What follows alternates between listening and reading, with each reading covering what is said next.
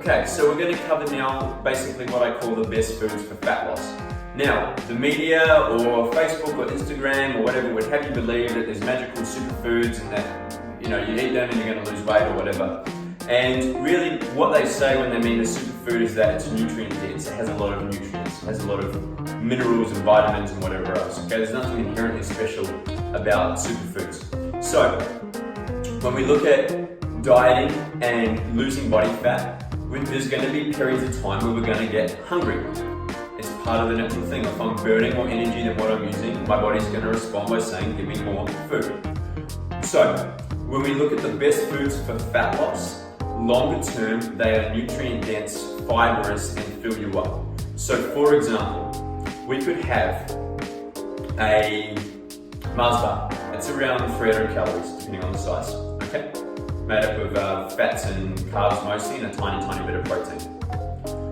We could also, by that same 300 calories, have, say, for example, an apple, a big salad with like lettuce, tomato, cucumber, carrot, onion, whatever, probably half a chicken breast, and we could probably put on some like walnuts or whatever on that. So we're going to have like a big filling meal, or we can have like a little Mars bar.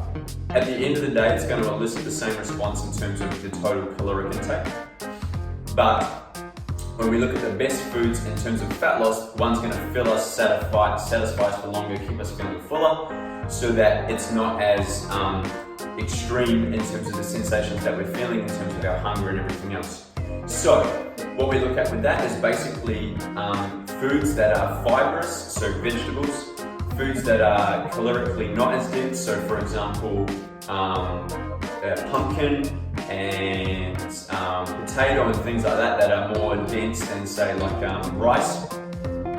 We also look at, for example, we could have olive oil, 1 teaspoon, or we could have like a small handful of almonds. So you've got to make the right choices for you when it comes to your daily budget of intake to know, cool, do I want to sacrifice, the fact of feeling really hungry in order to have the popsicle or whatever it is, or can I make a better choice at the moment and have like a big bowl of fruit for the same amount of calories or carbohydrates as what like one little ice block would give me? I could probably eat like 500 grams of strawberries.